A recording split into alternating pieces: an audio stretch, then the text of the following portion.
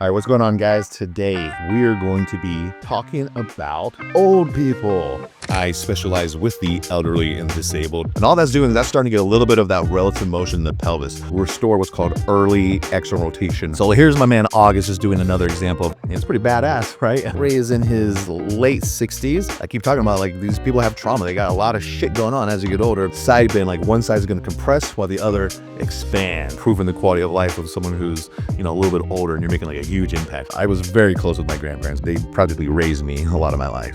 We're going to be going over training the elderly. Now, my audience is not the elderly, but this is something I have a lot of experience with, and I feel like I can provide a lot of valuable help to maybe some new trainer who's got some elderly client and they're searching YouTube for how to train the elderly population. And I would much rather them see this than some of the ridiculous bullshit that is out there when it comes to training seniors. Now let's just tap from side to side. Get a little sway in your hips. You can also snap your fingers if you want. When I first became a trainer, I specialized with the elderly and disabled just because I felt like you can make such a large impact with that population.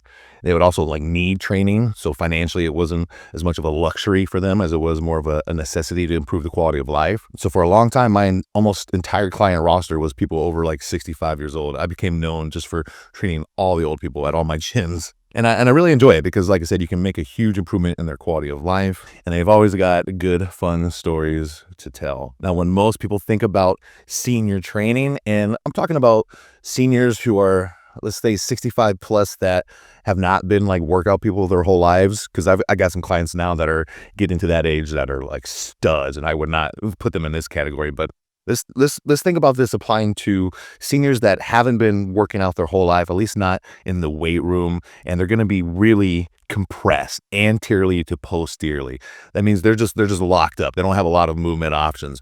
Their pelvis is gonna not have a lot of relative motion to it. It's going to be compressed and just kind of chunk and move together. And so people always talk about how important balance training is for seniors, and it is. I mean, falls are often the beginning of the end for a lot of folks. But the way these trainers and these classes approach balance training is kind of ridiculous.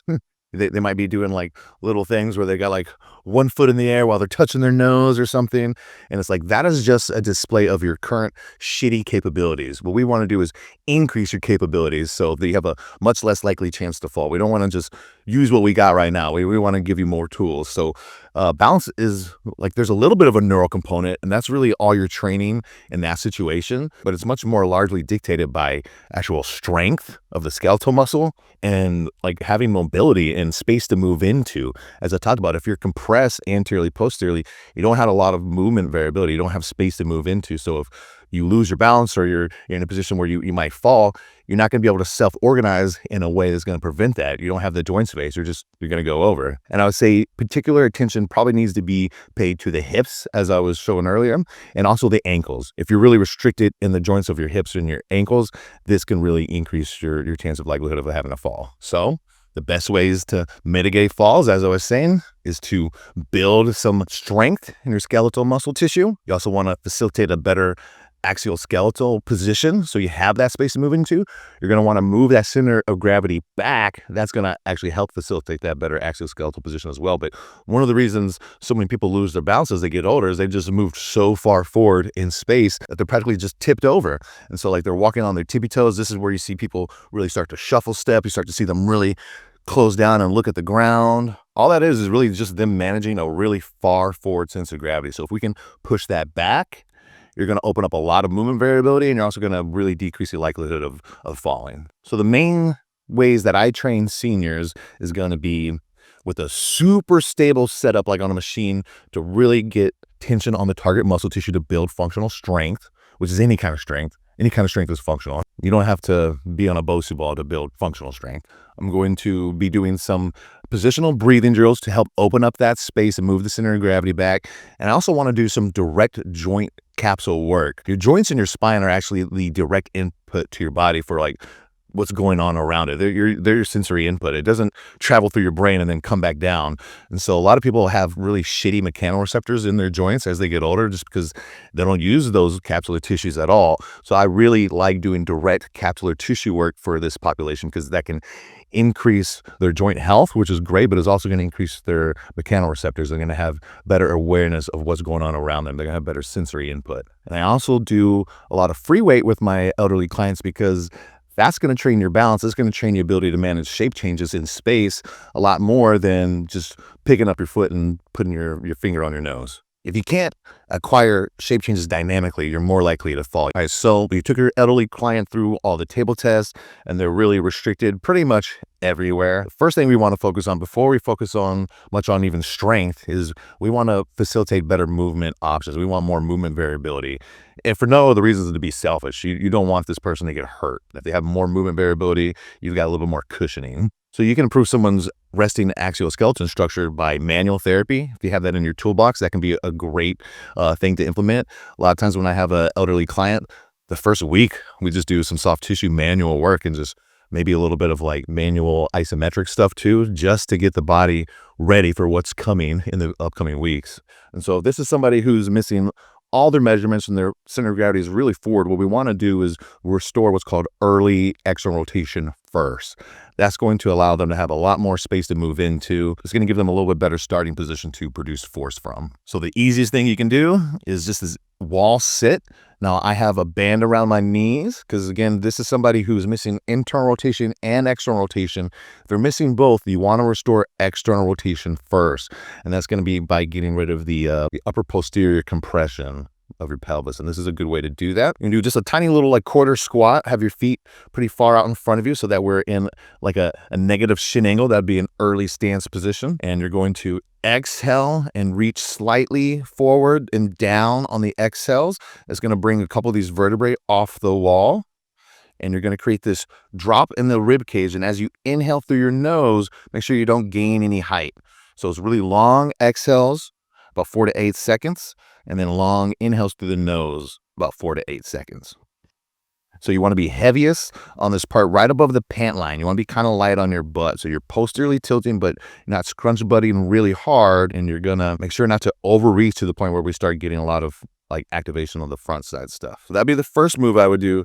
This is the second move. And this is like one of those moves that doesn't seem like a lot is going on, but it improves table test dramatically. So I'm going to inhale and push forward, thinking about starting with the knee, trying not to get the spine to move. Exhale and pull back, starting with the knee, and just think about going as slow as possible. This is what you don't want. You don't want to see that kind of rocking the whole thing back and forth. Real subtle little movement, just like this. This is called your lazy roll. And all that's doing is that's starting to get a little bit of that relative motion in the pelvis. Again, this is somebody who's super compressed, upper and lower, but that lower is going to kind of pinch this back right here. So we don't really have any ability to turn in this ilium and produce IR. You're just stuck here. So when you're on your side like this, first thing this does is it kind of unflattens your pelvis a little bit just by gravity on the ground. So you're already in a little better shape. And as I'm sliding that knee forward, I'm getting that pelvis to move just a little bit into some relative IR and ER. So that can really improve your external rotation measurements, your straight leg raise. You can see some pretty good improvements on table tests after that. You just got to be subtle. Like I said, it's going to feel like you're not doing anything, but this actually can do some cool stuff. So we've moved the center of gravity back and we've broken up a little bit of that pelvis compression. Now we're going to go into a hook line with the band around the knees because we want to restore that early ER. Again, anytime you see this negative shin angle, that's going to be indicative of early external rotation. You're not pulling the band apart. You're just keeping tension like isometrically. You're not trying to apply pressure on it. Just keep your foot contacts, keep pressure on the inner heel and that first med head under the big toe. Reach on the exhales. On the inhales, make sure we don't have any raising of the shoulders coming up towards your ears. I'm going to be running through these pretty quick. Hopefully you guys have seen some of this stuff before. And I don't want to go through a ton of positional drills because it is going to be a little bit individual, but no matter what the situation is, most every senior who's really anteriorly posteriorly compressed would benefit from these ones. So we're going to finish going through just an easy pelvic reset. The next move would be the left adductor pull back. So we've got something between our knees that we can squeeze, and we're going to inhale and pull back the top knee. And as we exhale, we're going to squeeze it down through some internal rotation, adduction. The whole time I'm pushing this right knee down into the ground, just isometrically. So you can get a little visual what's happening here. So most people are compressed A to P. This one might be a little more flared out. Typically the left is even more ER'd. What we're doing here is, as we're on our right side, we're pulling this back. That's going to go into IR. So we're just gaining a little bit of IR space on that left side. This also can reorient the pelvis a little bit. And last move, we're going to do a sideline right glute max. The important thing on this is to make sure to drive the right hip towards the wall. You don't want this to be real short, and you don't want the hip to be hiked up. Then push the right knee forward in front of the left, and then try to pick it up a little bit, keeping heavy pressure on the inner foot. So you should feel right outer lower glute, a little bit of left abs potentially, and good breaths through there. Now, that's a really easy pelvic reset that most everyone would benefit from. I feel confident in saying 99% of your senior clients that are anteriorly, posteriorly compressed could benefit from that. A lot of people might not be able to get to the ground. I mean, you work with a senior population. That is something you have to manage. I do like to put them on the ground, even if it's hard, just to get them used to getting up and down off the ground. You can also like get them on the ground and do a bunch of stuff all at once, do like 5 or 6 moves. So you don't have to have them coming up and down. But if you have somebody where it's just not an option to get up off the ground, these are some moves you could do. You can still do the wall reach. That one's easy. Anybody can do that. Maybe you could do hook line like on the bench, like here, or on a table. It'll be a little easier than on the ground. But if not, that's okay. You could just do the wall reach and go into these. So this is going to be the substitute for the left adductor pullback. So we're going to be seated. I'm going to be heavy on my left butt cheek. I'm going to pull my left knee back on the inhales, exhale, squeeze into it. I'm going to do a right hand reach to help facilitate a little turn into that left hip. So real similar to the sideline, but now you're just sitting, so it's a little bit easier to manage for a lot of people. And then we also have the option to do a similar one for the glute. We're going to put the ball between the feet, put the band around the knees. I'm going to shift the left knee back, push the right knee forward.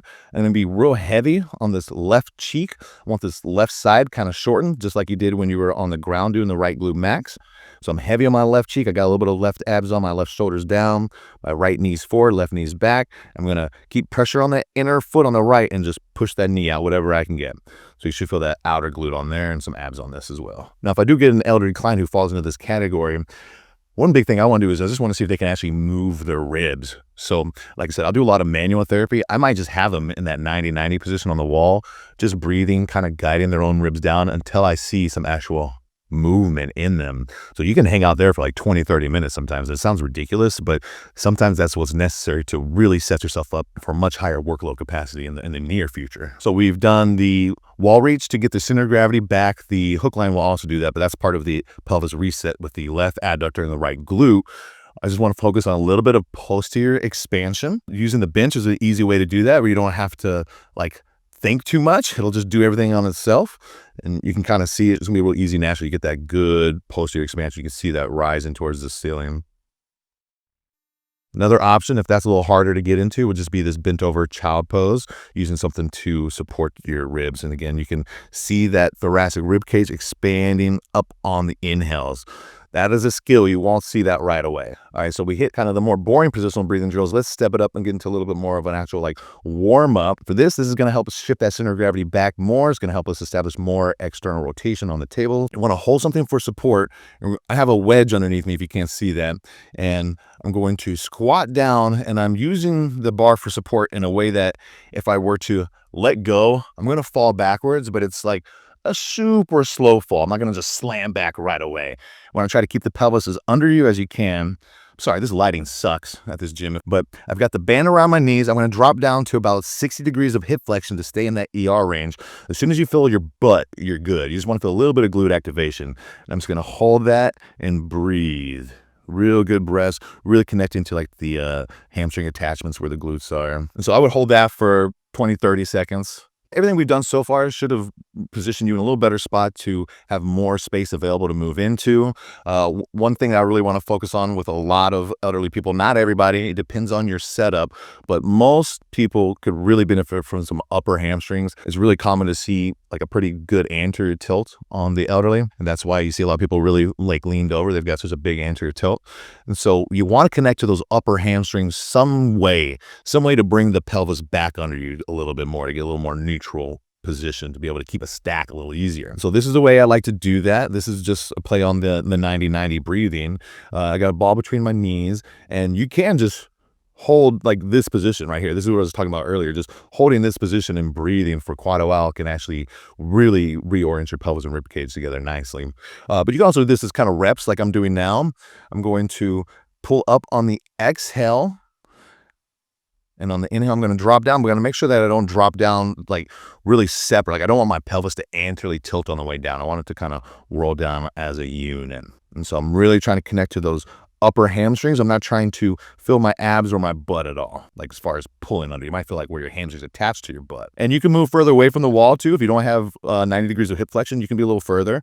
And you can even lift up a little higher if you have a real bad tilt and you need some more paraspinal release. So that is a really great option. Anybody can do that. I mean, unless you have trouble getting on the ground. Another move that I really like is to do an isometric hold on a GHD.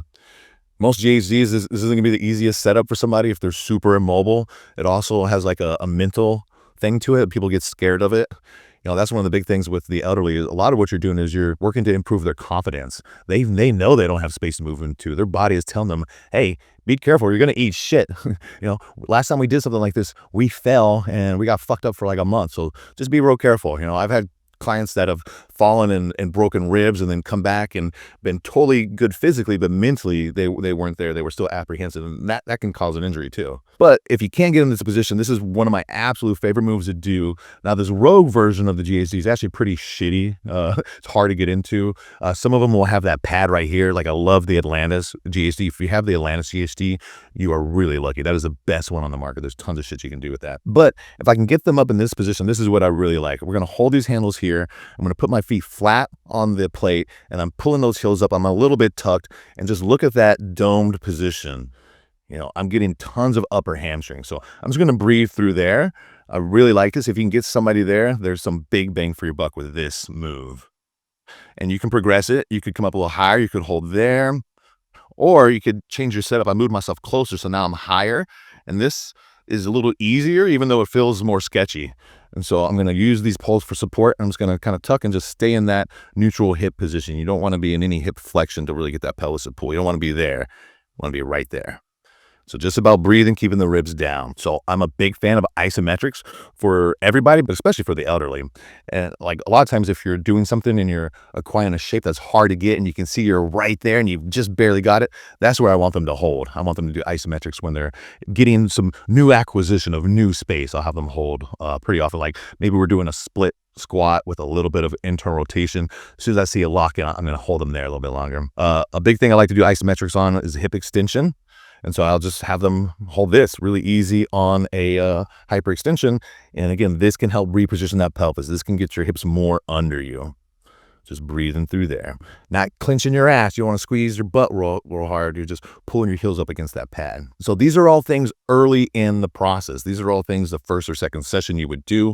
Again, remember, your bread and butter with this population, once you establish a little bit more movement options, is going to be super stable setups for strength where they can really focus on just putting tension on the muscles, so usually machines, and then free weight where they're going to be forced to manage their shape dynamically, but in a way that's safe, in a way that's still stable. So this is another move I like to just help break up that extreme compression where nothing moves. This is a hip articulation, so you're going to hinge over, and I'm pulling that left leg up, that hip up, and that's creating a little bit of IR on the left, a little bit of ER on the right. And you can do this on both sides. I'm just demonstrating the side that tends to be more limited. And so I actually do this with two different intents personally. So what I'm going to do here is I'm going to pull up on the exhale. I'm going to drop down on the inhale. Pull up on the exhale, drop down on the inhale. And you should feel some inner thigh on the left side when you do that, right? And right now I'm thinking about the left side pulling up and just dropping. You can also do this, you can even do it right after this with the intent of pushing with the right leg, the right glute. That's what's having the left side come up. So instead of really focusing on left IR, you're still gonna get some left IR. Now it's gonna be more right ER. So I'm thinking about pushing the right foot into the box, into the ground. That's going to lengthen that right side and shorten that left side. That hip's gonna come up through that action, and I'm just gonna let it fall. And so with that focus, I actually like to switch the breathing. So I'm going to push up on the inhale and come down on the exhale, because it's going to facilitate more IR and more ER if you compare your breathing that way. So it'd be like this, pushing the right leg, the left's coming up on the inhale, exhale down. If you're doing it with the left hip intent and you're pulling it up and dropping it down, then you're going to pull it up on the exhale. So that one switches. And these little hip articulations, just these little things where you're just getting that sacrum just to move a little bit, is huge. I talked about how I really like isometrics, and I also mentioned how important it is to do some direct joint work. So this is a really easy one. This is one that I like. It's kind of like FRC principles being applied. So I'm in a 90-90 position, and I'm focusing on pushing this right foot into the ground from this position. So I'm just isometrically doing some internal rotation from like an in-range position. So I'm applying force through there. I could also try to apply some ER force and try to pick up the foot as well if I wanted to work that. Here I'm trying to pick it up. So now I'm working these outer tissues in external rotation.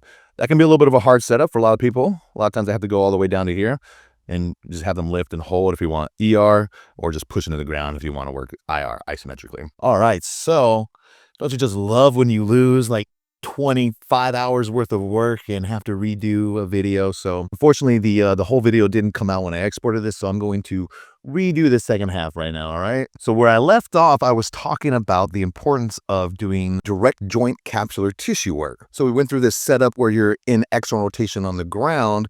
This is where you're going to be in deep internal rotation. So you just want to sit up on something where you can like have your feet elevated in the air and put something between your knees. And I like to just use like a stick or a PVC pipe. And all you're going to do is you're going to crank out that leg as much as you can into IR.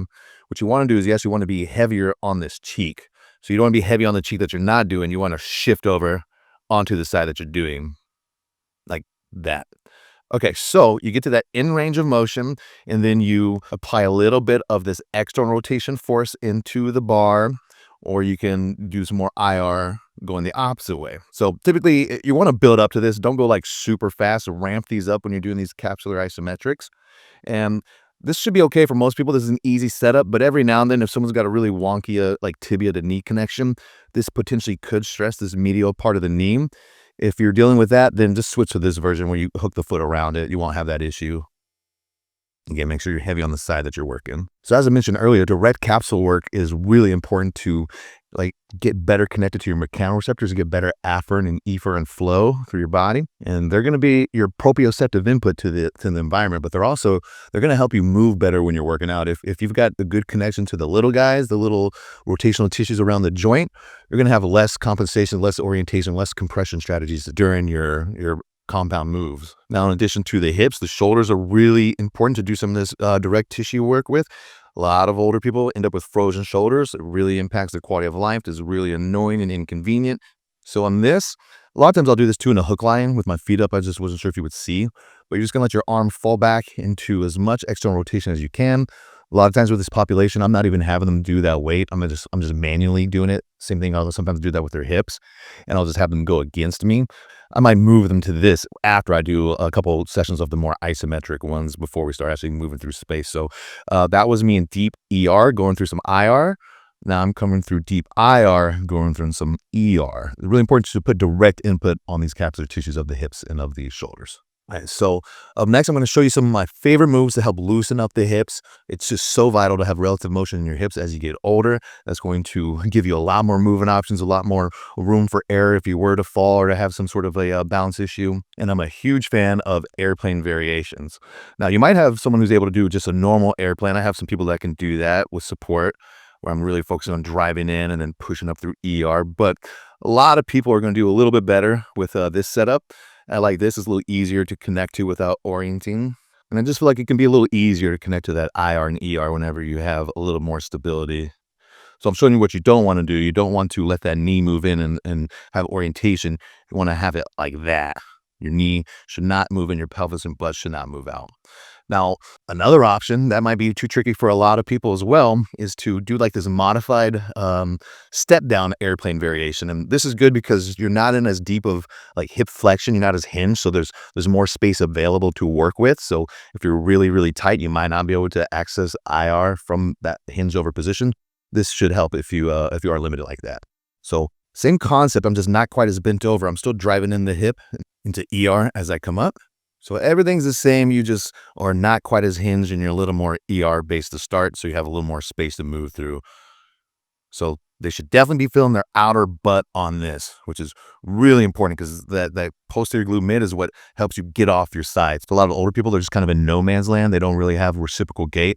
Doing this will help you facilitate being able to get off of one side onto the other. And so I'm a huge fan of these airplane variations because they provide that relative motion, right? If I'm doing an airplane for my left side, I'm driving IR, I'm driving ER on the way up.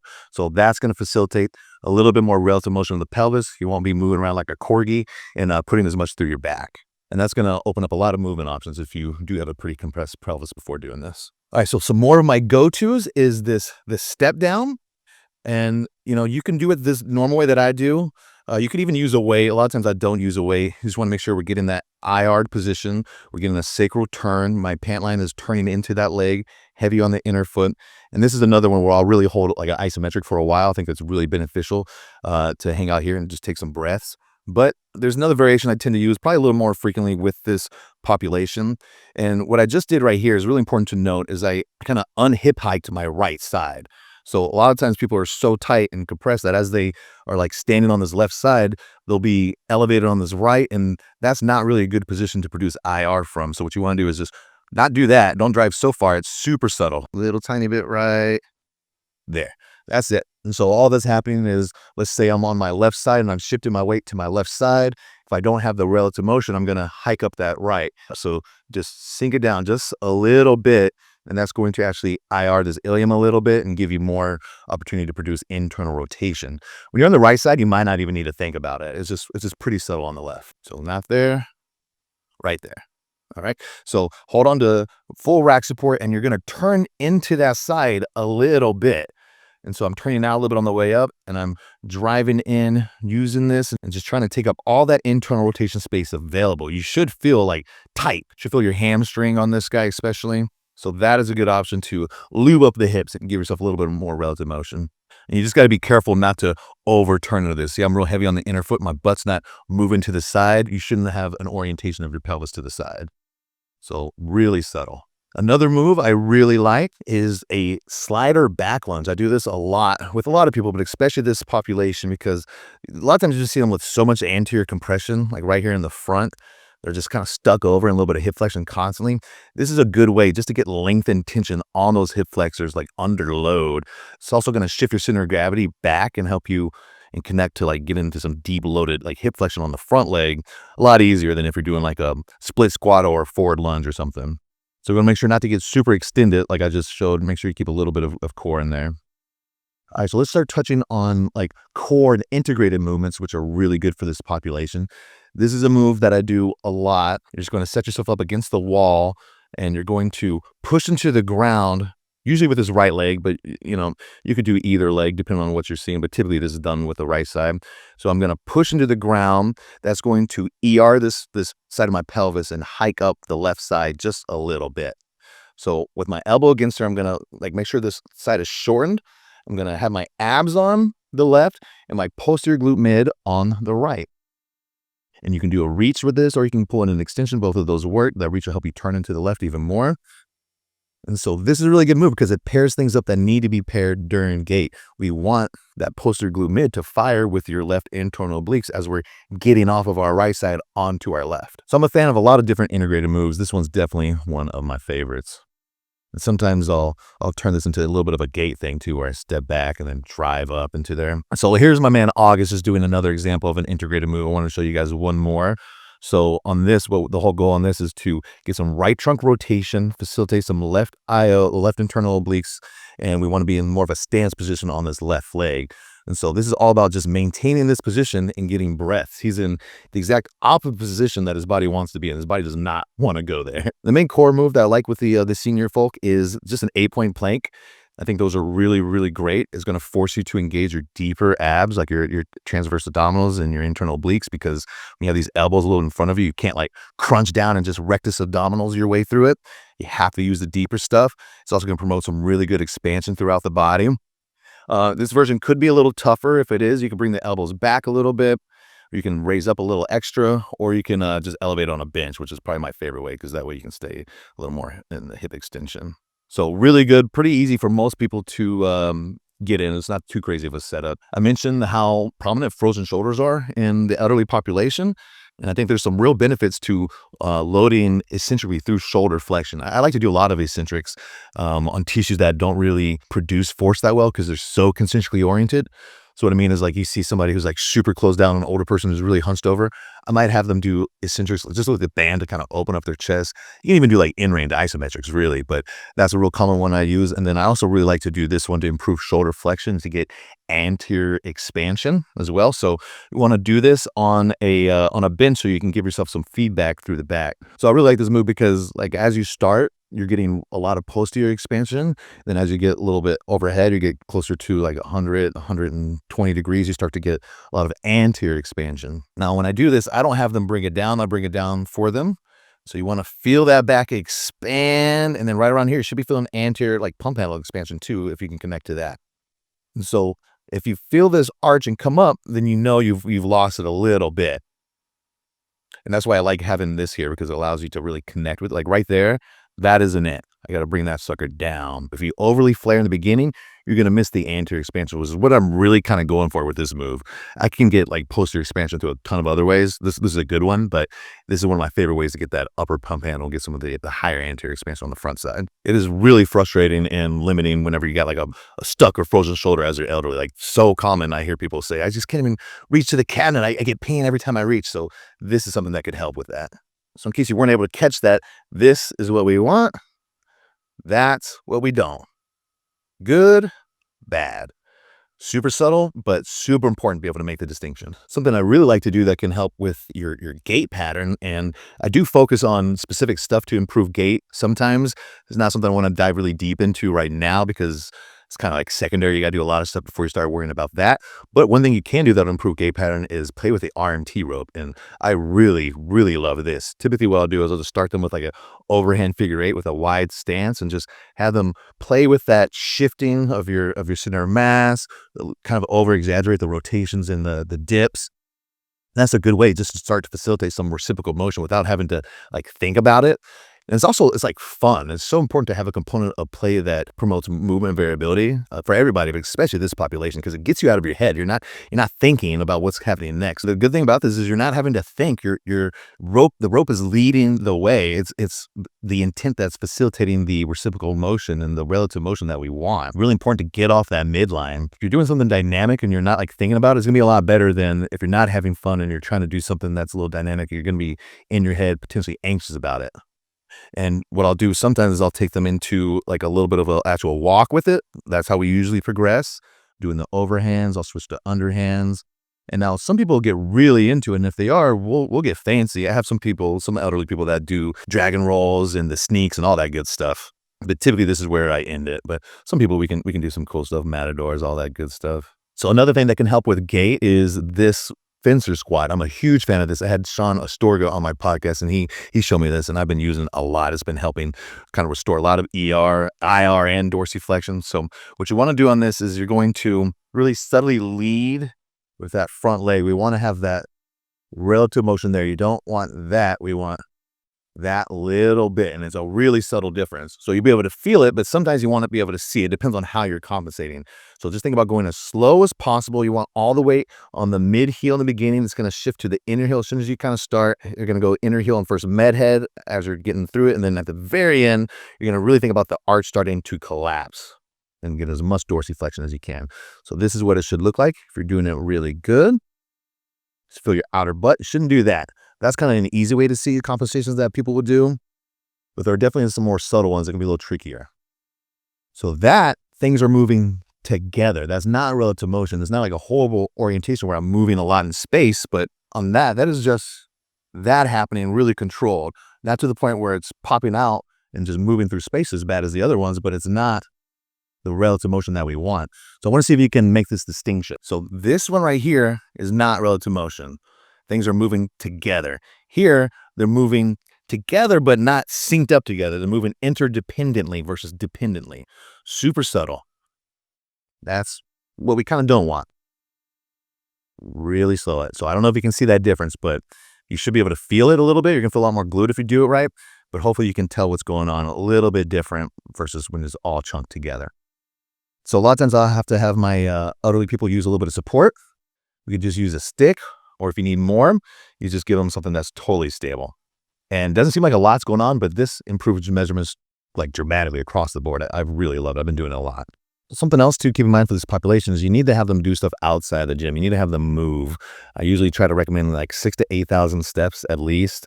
A lot of my senior clients play pickleball. That's a great option. That kind of goes into the play we were talking about where you're doing really dynamic things, but not in your head about it. Because all that's going to do is this is going to promote more movement variability. And that is always a good thing for everybody, but especially seniors. So this is my man, August. He is in his mid 70s, pushing 80 now, actually. And what we're doing here is actually it's a variation of what I actually just showed you. But August now is at the point where he's got pretty good ER. I mentioned earlier how if you're missing both ER and IR, you need to restore ER first. Well, we've restored ER on August, so he's missing some IR. So this is how I would do the kind of a similar move, but to drive more IR. So it's going to give me a little bit more tibia internal rotation, a little more hip internal rotation, and it'll still promote really good dorsiflexion as well. And so I have the arms going reciprocally because it kind of matches with the gait. You still want to think about the same things with the foot pattern, but you just won't feel the glute. Instead, you'll feel quad and maybe some inner thigh. So if you've got ER but not IR, and you're missing a little dorsiflexion, that's a great move. So I load August up a lot with like Zerchers and goblet squats and front squats, stuff from the front. It's because he's pretty extended. I don't love to put weight on his back bilateral. Here we've got the heels elevated as well to help get our pelvis a little bit more of an ER position so we can have more IR space to go through. Same thing, just using the Smith machine, loading up a little heavier. Yeah, it's pretty badass, right? I mean, August is near 80. My grandmother is 82, and she's a prisoner in her body. She can't do anything like this. So, I mean, that's a big part of it, right? Like, as we're aging, like, it's all good to look good and have good arms and abs, but at the end of the day, it's like, it's about quality of life and having the ability to be independent as we get older. You don't want to be a prisoner of your body for the last 20 years of your life. That's miserable. Here I have them in a deep squat doing these curls so we can get some posterior expansion as we're working on the guns. And some heels elevated trap bar deadlift. So really what I'm doing with August isn't too crazy. It's not really any different than what I would do with somebody else who just had the same restrictions as him if they were younger. I mean, that's where he is now. It's not where he was, and that's, and progress isn't linear. Like August has had like cancer, he's had to have throat like surgery and like pretty serious stuff. He's had heart ablation. So this population is never like linear. It's kind of like you get a little better at first, and then you kind of hold on to as much as you can and try to do the descent as slow as possible. And there are things that are going to like push you down and you can get up a little bit more. Like there's a lot of stuff that happens as you go. There's a lot of trauma that occurs physically and otherwise that can really have a big impact on your ability to like have good output in the gym. So here I've got Janice. She's so tiny. I got to help her up on everything. We're doing some hyper extensions. I'm having to really focus on not using her back too much. We're getting more butt. And maybe this is why I'm a softie for the old people. This is my grandma, my nanny right here. Love my grandson. Normally she says love my handsome grandson. I don't know why she didn't throw that in there this time. But I was very close with my grandparents. They practically raised me a lot of my life. So maybe that's why I really have a soft spot for this population. And here I have Janice in a belt squat. This is a great option to really load heavy if you can. Takes it off the back, which, most seniors aren't gonna be able to back squat super heavy. Their center of gravity is already pretty far forward. A lot of times they're already pretty extended. So this is a great option. I really love the Rhino, especially. This is funny. She's like, what am I doing on this giant machine? I think this was her first time in my new gym. So I've got this double band on the back, so she's able to do this big, huge machine. She's like, seriously? How am I on here?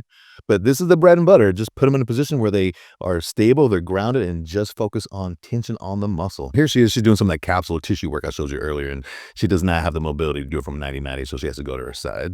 Here we got my man August doing some WEC method stuff. This is an elastic limit hold. He tends to get really into his right side. I'm trying to get him into his left by doing this. So we're in this IR representation on this left side. I'm going to feel some adductor here. And he's going to pull the left arm down and activate the abs and really reach with the right. It's going to kind of open up those ribs on that side. So if you can occupy the space and breathe, this will open up a lot of options if you're stuck the other way.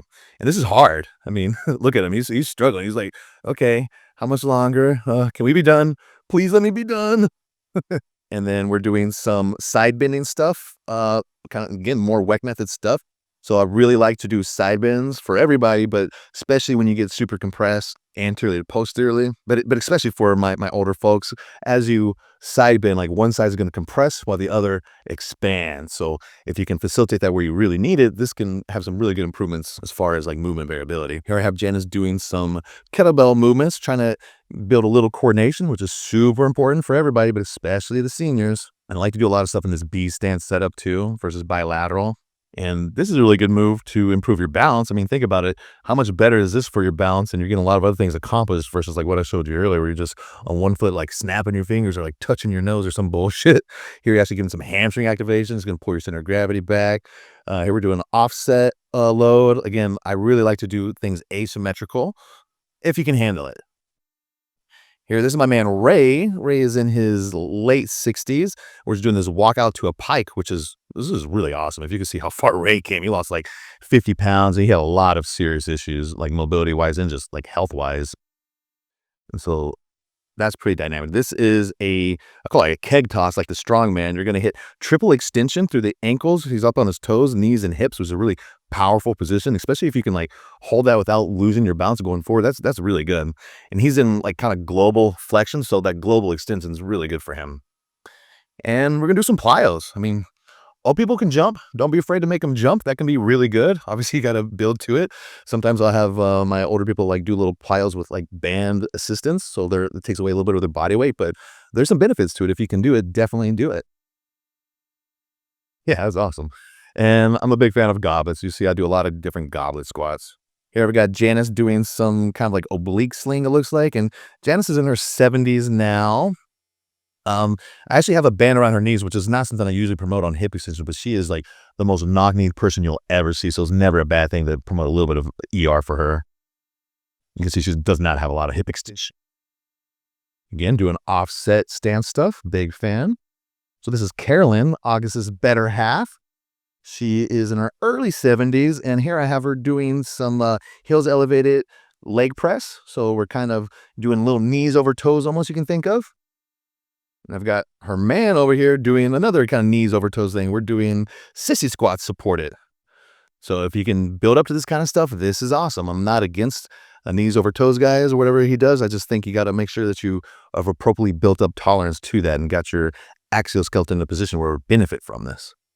Got Janice doing the swings with one hand. And look at Janice. She must have come in after getting all duded up. Or got her hair did. She looks good. And she looks really good, actually. It's like, kind of got a thing for older Asian women. I was married to a Taiwanese girl who was 6 years older than me. And when I was 23, I was in a relationship with a 40-year-old Korean girl. So I definitely kind of have a thing for older Asian women. Janice might be a little bit past that threshold, but she's looking good right here. Some people are going to see this that don't watch the rest of my stuff and be like, what the fuck is wrong with this guy? A lot of this stuff looks like Instagram workouts. That's because it is Instagram workouts.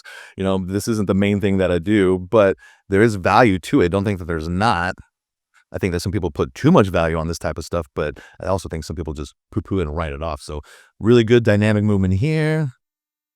Doing some deads. Here we got the dream team, Carolyn and August. We're doing some moves to kind of promote a little bit of hip mobility.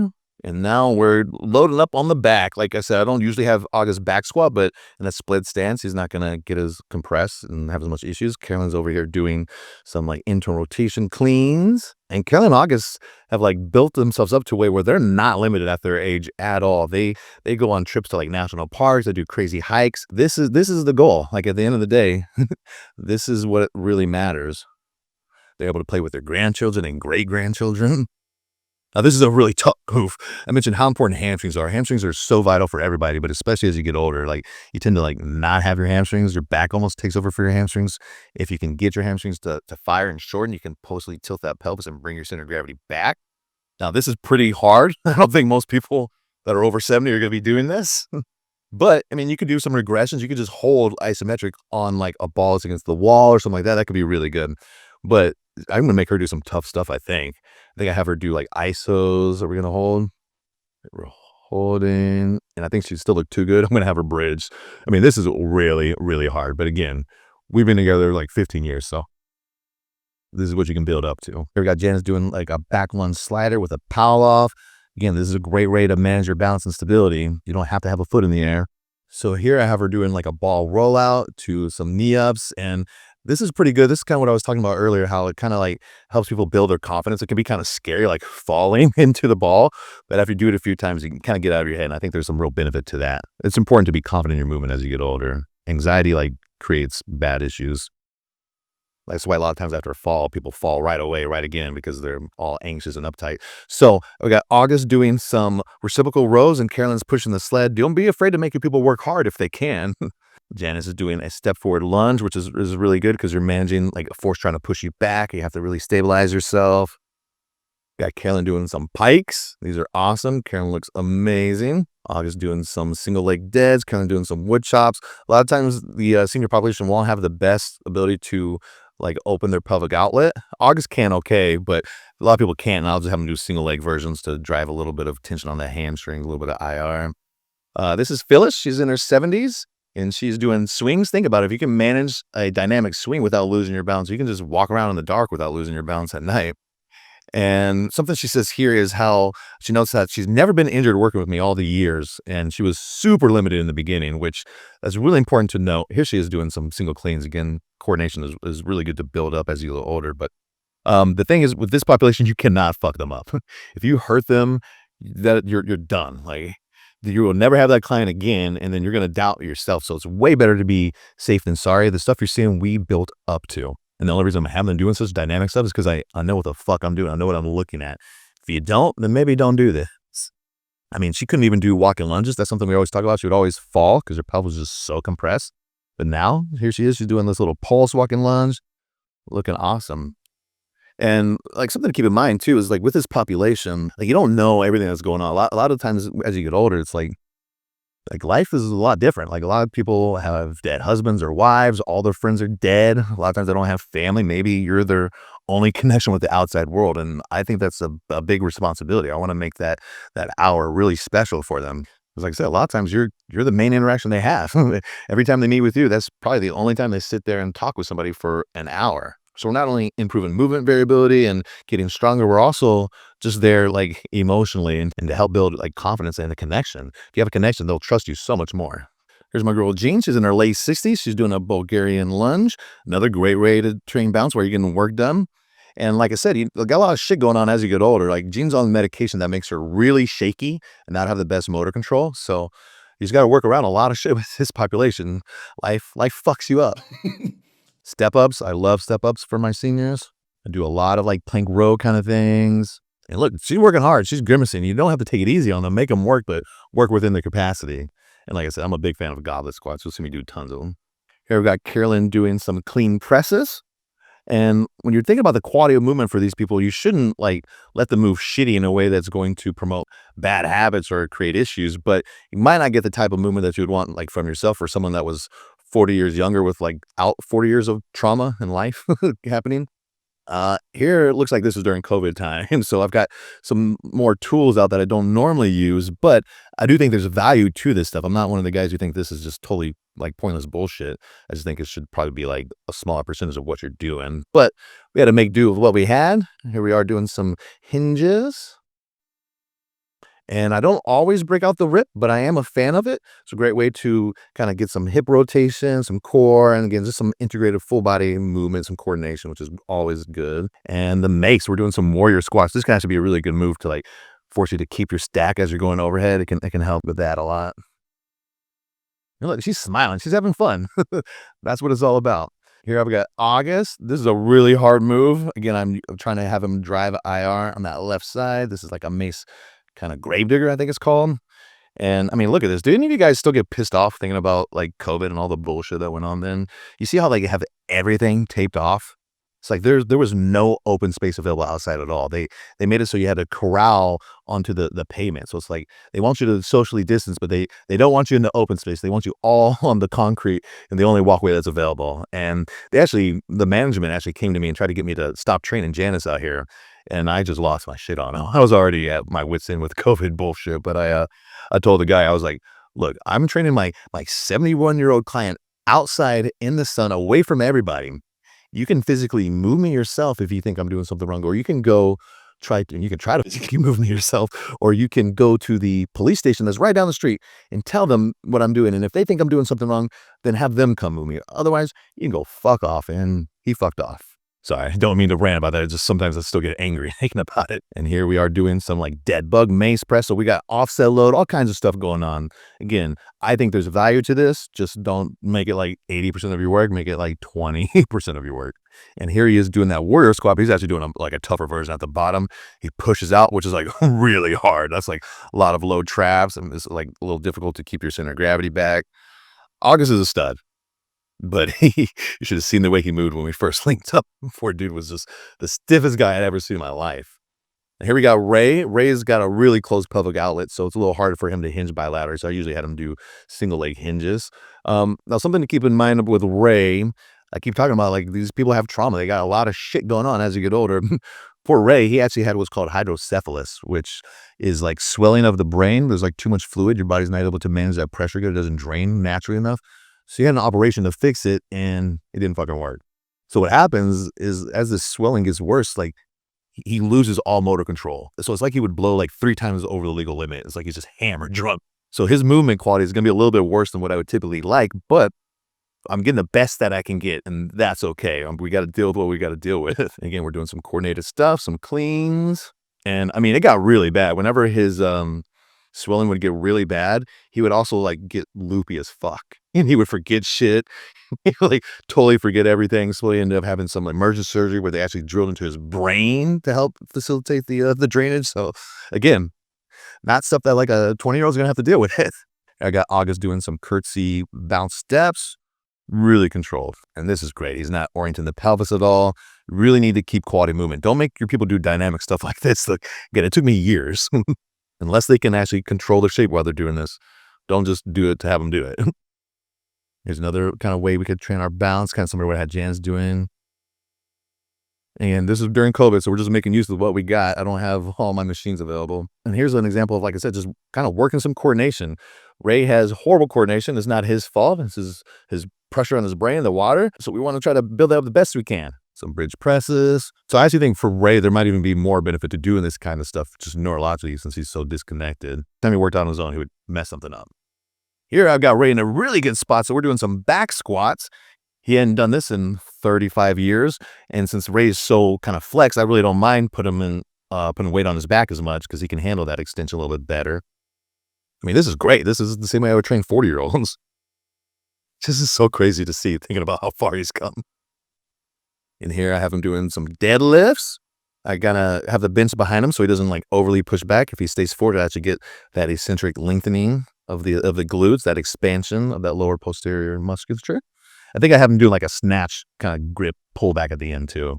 And Ray was so pumped after that. He was like, I can't believe I was able to deadlift and back squat. It's been like 40 years almost. So like I said, it's really rewarding to work with this population. Most of my clients now, they're like hot housewives, and that's fun. They're all really cool, but it's like, okay, like, do I get more out of helping this woman, like, lose 2 pounds and lift her ass up a little bit so she looks good in her high heels at like a charity event? Or do I get more out of really improving the quality of life of someone who's, a little bit older and you're making like a huge impact? Like, I really like that a lot more, to be honest. We got Carolyn doing some single leg bridges, and she's kind of like posteriorly tilting, but she's pretty anteriorly tilted. So that's not necessarily a bad thing if you do that front squats under load. And there are people that are like half his age that can do this. And I think about my poor grandma. She's not much older than August, and she's a prisoner in her body. She's never done anything physical, and she is very limited now. And I really wish I was around her. I could help her. But this is the goal. Like I said, the goal is to be independent as we age. All right, so let's just go through a little bit of a recap real quick. So the first most important thing with the senior population is that you increase their movement variability. This is going to reduce the risk of falling. It's going to give them much more movement options. And you can do this by moving the center of gravity back and improving the position of the axial skeleton through the positional breathing drills, which will give you expansion where you need it. These people might need like a little bit of manual work in the beginning. Like a lot of times I ended up doing a lot of manual work myself. If you have that available to you, definitely consider it. So like while you're working on movement variability, you're still like trying to build muscle, typically on a super stable position, like on a setup where you don't have to manage your shape dynamically. As you get more movement variability, you can start to trade out some of those stable exercises on machines for a little more dynamic free weight exercises, which can have a huge benefit if you can do it right, because it can promote a little bit more relative motion. It's going to promote like more like spatial awareness, more intermuscular coordination, just full body coordination. And if you can manage your shape dynamically under load while you're working out, you can probably manage your shape if you're like walking and you have a little stumble and you trip a little bit. Because again, falls are the beginning of the end for this population. They have studies where it's like, if you look at leg strength, it correlates directly to longevity, which no shit. If you're stronger, you'll live longer. Like, get up off the floor if you fall, at least. Which I don't really give a shit about studies, and that one's kind of obvious. But you can use that as like a way to justify how important it is to build up strength for this population. So we've got increased movement variability. We've moved the center of gravity back. We've got a little better position in the axial skeleton. We're building muscle through the super stable setups. We're building muscle and manage our shape dynamically through the free weight. Going to give you that kinesthetic and proprioceptive awareness, which is so vital. Want to make sure that you got a good connection to the mechanoreceptors in your joints, particularly the hips and the shoulders. You can do that through direct joint capsule work, like the isometrics, or just going through like the in range yourself with a little bit of a load. You really got to make sure that these people have good hamstrings. Like I said, it's going to move the center of gravity back. That's going to give them way more stability, and good ankles. Ankles are like really a big culprit for why people fall. It's because when you got super stiff ankles, you've got like no give, no ability to like regain your balance. That joint just has no room to move. And while you're doing all of this, it's important to do something where there's some component of play, some component of fun, something that's going to promote movement variability and just increase their confidence, because there is such a large psychological component to doing new challenging physical things as we hit an advanced age, especially if you've experienced a fall or some trauma. So to get out of your head, try to do something that is actually fun. So hopefully this is helpful, whether you're a senior looking to get into fitness and improve your quality of life, or if you're a trainer who has a lot of senior clients, this should be helpful for you. Again, I don't think it's something that's going to be super popular, but this is something I'm really passionate about. And I think that this is probably like one of the best populations to focus on if you are a trainer, because as I said, it's not as much a luxury item. It's almost more like a necessity. So they'll be good clients if you treat them good and they see good results. So hopefully this is helpful. If you have any questions, drop them in the comments. All right, thanks a lot.